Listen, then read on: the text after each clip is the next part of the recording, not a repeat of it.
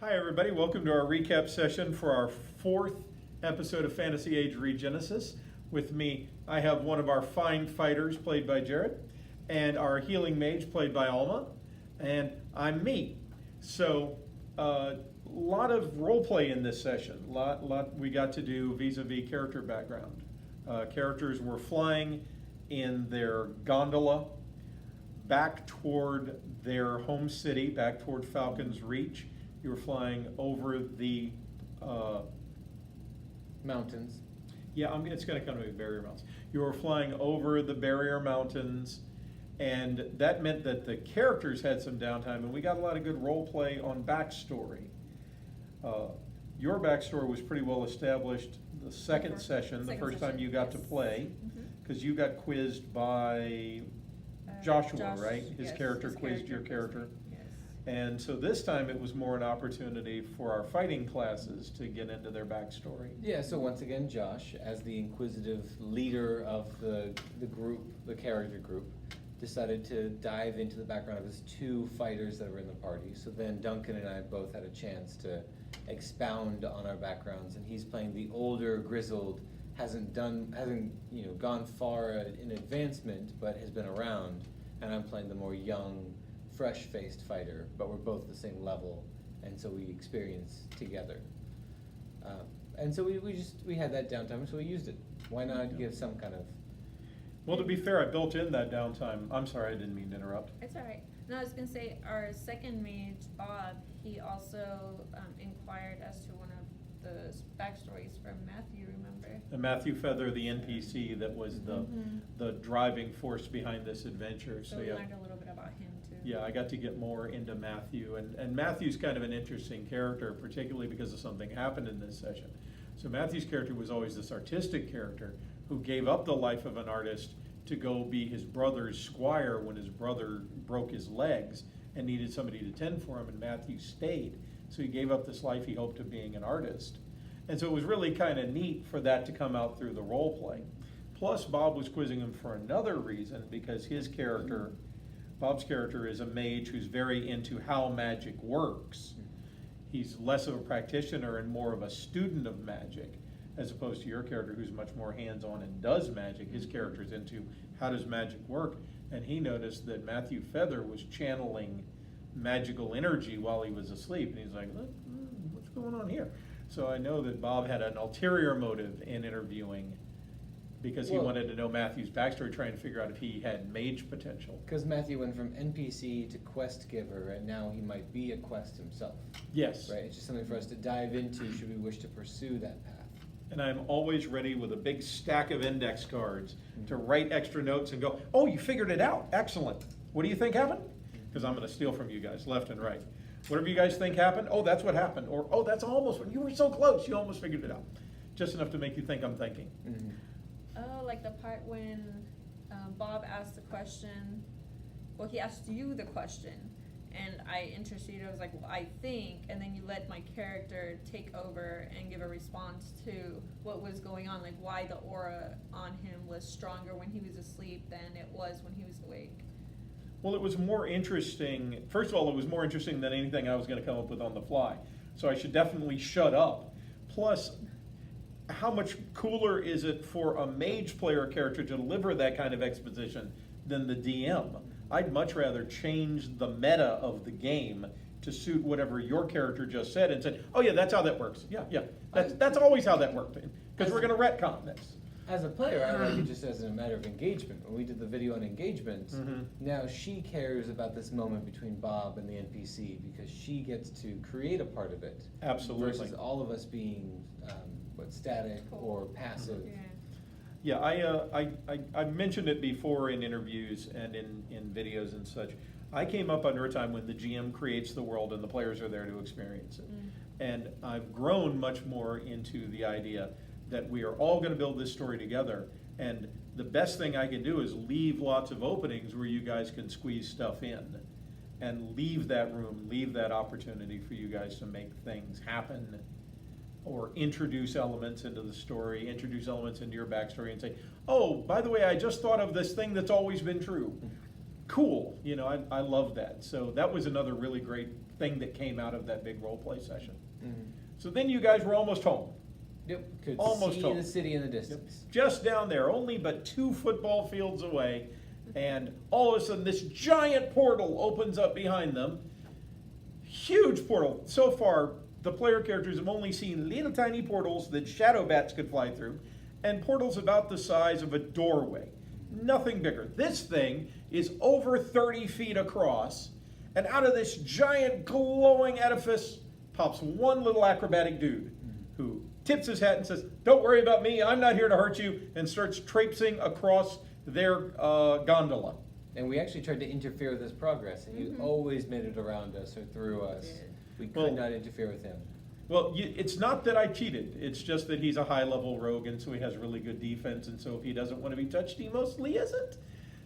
In the meantime, out of the portal, I laid down pipe cleaners to represent tentacles. Tentacles were coming at the player characters. So while they're trying to figure out what's going on with this guy who's walking across their boat, in come the tentacles. And I just laid down pipe cleaners so the players had something to think about, so you guys could have a thing to latch on to. And that is something I asked for when we used to start. When I first started playing with you, you were much more theater of the mind. Yes. And I need visuals to put everybody in their proper places. I like them much more, locked down. You want to know shared exactly scenario. where things Yes. are. Well, it's wound up being an interesting hybrid for me because it's pushing me out of my comfort zone, and that's a good thing. It's forcing me to try running things in some different ways. And certainly we've had a lot of great moments that have come out of that, like the last episode, the previous session, when Alma's mage was using skirmishing to push the ogres off the ship. Well, in Theater of the Mind, I would have said, oh yeah, you knocked him back. But how much more dramatic was it when these 2 hex ogres were draped halfway across, and you were so close? And again, that happened only because the map kind of said it did. Yeah. Or the time when Joshua's character got knocked off the side of the gondola, but he was wearing the safety strap, so he held on. If I was doing Theater of the Mind, I don't know how I would have handled that. But instead, it came up very naturally. So I'm really glad you're pushing me out of my comfort zone and making me do some new stuff. So, tentacles coming, attacking, So we're beating big fighting fight off the scene, tentacles. Yep. big fight scene, and then after about 2 rounds of combat, another portal opens. And this is one of these happy coincidences. Folks, I'm about to introduce them to another ship from people from a parallel realm. And the night before, I went searching around, found a great image, already had a grid on it, free to download, pulled it out, and I was adjusting the size so that the grid that was printed on the ship would fit the grid we were using, because we have a Chessex battle mat. And by the time I was done blowing it up, I couldn't fit it on 1 piece of paper. It took 3 pieces of paper. So what wound up being pretty interesting is that I only laid down the nose of the ship initially and put a couple of figs on it to indicate the archers that were at the prow. Then the next round of combat, the ship moved, and so I got to bring in the second section. And then the next round of combat, the ship moved again, and I got to bring in the aft of the ship as it pulled alongside you guys. So it was neat kind of watching you guys look like, how long is this thing? It's the beginning of A New Hope all over again. And as sections are appearing, I'm adding more figs to it, showing where the troops are deployed, because this ship had archers on it, and it had knights on it. And they were shooting at us. And they were shooting at you. Well, technically, they were shooting around you. They were launching volleys, although certain healers did volunteer for the job of pincushion. And it was so I sad. did get struck pretty bad by did. 4 arrows, and I was. You were down I into thought- negative hit points. I was at -4, and I thought that was the end of me. I said, I'm the healer, nobody's gonna be able to heal me, but our other mage had an awesome dice roll with stump points, and it was like a massive heal. It was great. Now understand, he doesn't have any healing magic. He was just No. using the mundane The regular, healing yes. that the game already allows. But yeah, he rolled just this fantastic roll. He got some great stunt points. He cranked that out, and so saved you. Yep. Turns out that this ship, again, as I said already, is from a parallel dimension, It's sort of an anime style dimension. Everybody has green hair, and they have kind of elven features. So in game system, those of you who are following Fantasy Age, I'm using elf generation rules for them, except they have this anime look. They don't have the big pointy ears like, say, Record of Lodoss wore. In fact, their ears aren't even visible through their hair like mine aren't. But they're statted out like elves are. So they pulled alongside and told you guys that they were hunting the acrobat who had come by. He was an interdimensional thief. And Bob's character, because again, Bob was just the hot roller that night, had not only seen the guy disappear from here, he had seen him reappear way back on your city. So everybody hauled ass over to the city. Where then we switched. Right? Yes. And this is one of the fun elements that you've introduced that I've never really thought about. And we've talked about playing two different characters or handling the NPCs ourselves as players. I have fallen in love with this method. So I have my NPCs that I created, and the city is ruled by this council of three. These are the three. Now in Fantasy Age, there are three character classes. They are fighter, rogue, warrior, rogue, and mage. So of the three leaders, I have one warrior, one rogue, one mage. And that way I could kind of reflect the character classes of the game system in the way the city's politics work.